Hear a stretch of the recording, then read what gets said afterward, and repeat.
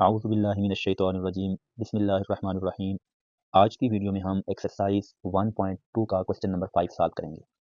Question 5 की statement ये है कि if C1 is equal to minus a minus 3b iota, Z2 equal to 2a minus 3b iota, then verify that C1 divide by Z2 whole conjugate equal to Z1 conjugate divide by Z2 conjugate. तो इस question को solve करने से पहले क्योंकि हम पहले इसकी लेफ्ट हैंड साइड सॉल्व करेंगे, इसलिए हम लेफ्ट हैंड साइड पे पहले Z1 divide by Z2 solve कर लेते हैं। उसके बाद जो आंसर आएगा उसके ऊपर हम अप्लाई करेंगे कॉन्जुगेट। तो यहाँ पे हम वैल्यू पुट कर देते हैं Z1 और Z2 की। Z1 हमारे पास है minus a minus 3b iota divide by Z2 की वैल्यू हमारे पास है 2a माइनस 3b आयोटा।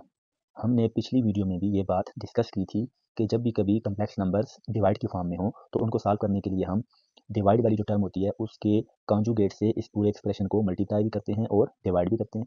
यानी यहाँ पे हमारे पास जो डिवाइड वाली टर्म है वो है 2a माइनस 3b आयोटा। तो जब हम लेंगे इसका कॉन्जुगेट तो हमारे पास बन जाएगा 2a प्लस 3b आयोटा, और इसी टर्म के साथ हम इसको डिवाइड भी कर देते हैं। तो यहाँ भी हमारे पास आ जाएगा 2a प्लस 3b आयोटा।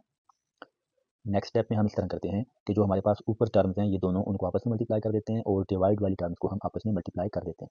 तो ऊपर हमारे पास आ जाएगा minus three b iota multiply with 2a plus 3b iota. तो डिवाइड में भी इस तरह से इन दोनों को लिख लेते हैं। तो हमारे पास डिवाइड में आ जाएगा 2a minus 3b iota into 2a plus 3b iota. तो अब हम इस तरह से करते हैं कि नामिनेटर में जो टर्म्स हैं उनको आपस में मल्टीप्लाई कर देते हैं। तो यहाँ पे हमारे पास है माइनस ए। तो इस माइनस ए को हम पहले मल्टीप्लाई करेंगे 2a के साथ, फिर इसी माइनस ए को हम मल्टीप्लाई करेंगे 3b के साथ, 3b आयोटा के साथ। तो यहाँ पे मल्टीप्लाई करेंगे जब हम माइनस ए को 2a के साथ, तो पहले मल्टीप्लाई करते हैं हम साइंस, यहाँ पे माइनस का साइन, यहाँ पे प्लस का। माइनस मल्टीप्लाई बाय प्लस हमारे पास आ जाएगा माइनस, और यहाँ पे 1 है, यहाँ पे 2 है, 1 मल्टीप्लाई बाय 2 हमारे पास बन जाएगा 2, और a मल्टीप्लाई बाय a ये हमारे पास आ जाएगा a का स्क्वायर।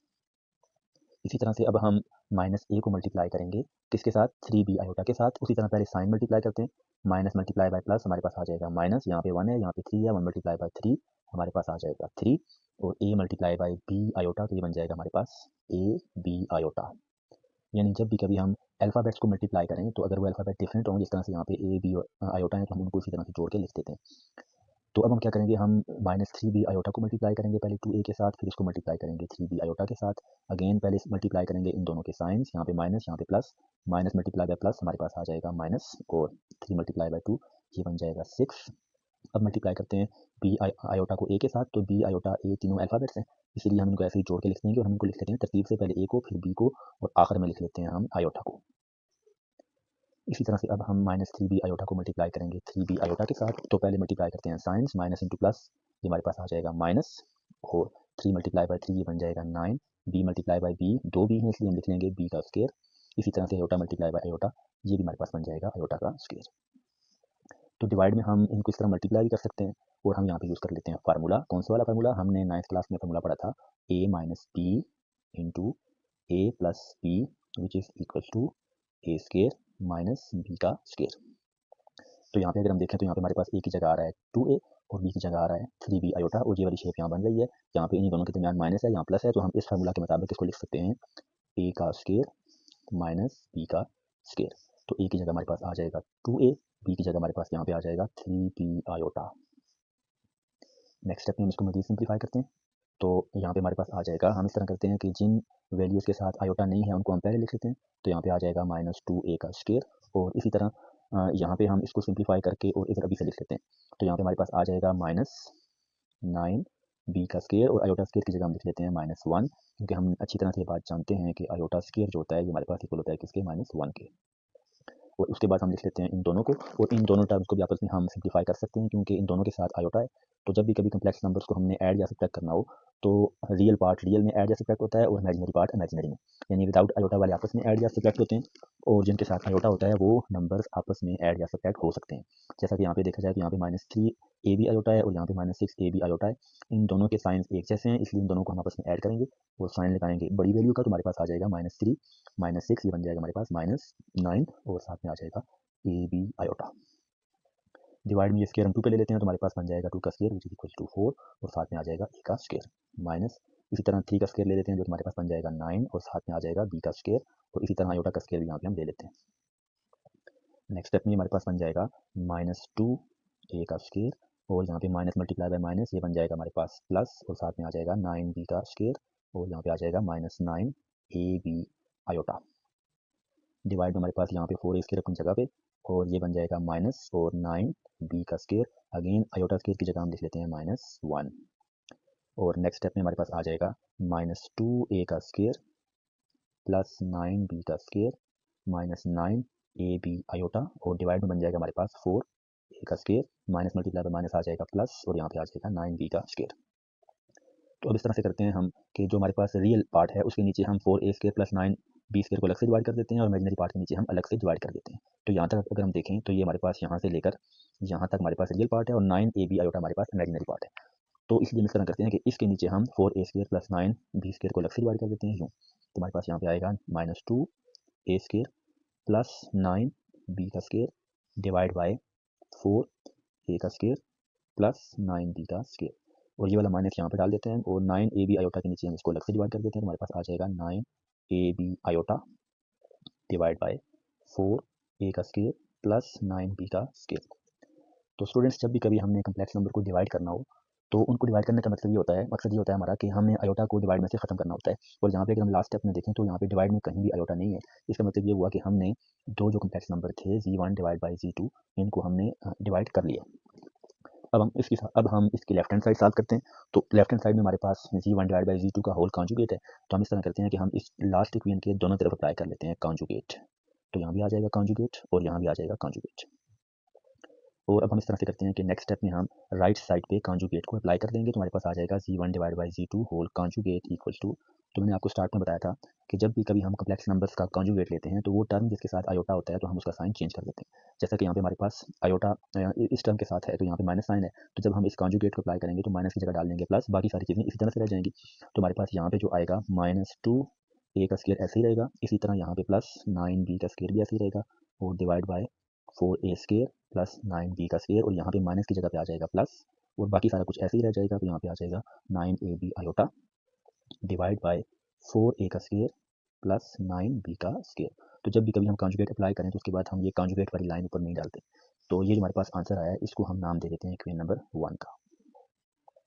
अब हम इस तरह से करते हैं कि हम इसकी राइट हैंड साइड लेते हैं, यानी z1 conjugate divide by z2 का कॉन्जुगेट। तो नेक्स्ट स्टेप में हमने लिख दिया है z1 conjugate divide by z2 का कॉन्जुगेट, और यहाँ पे मैंने ऊपर z1 की वैल्यू पुट कर दी है और नीचे मैंने z2 की वैल्यू पुट कर दी है, और यहाँ पे जो कॉन्जुगेट है वो मैंने अभी यहाँ पे छोड़ दिया है अपनी जगह पे।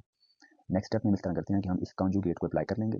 तो जब कभी हम कॉन्जुगेट को अप्लाई करते हैं तो हम चेंज करते हैं किसका साइन, वो टर्म जिसके साथ आयोटा मौजूद हो, यानी यहाँ पे हम -3b आयोटा की जगह लिख लेंगे +3b आयोटा, और इसी तरह से अगर -a को हम ऐसे ही छोड़ देंगे तो यहाँ पे आ जाएगा +3b आयोटा।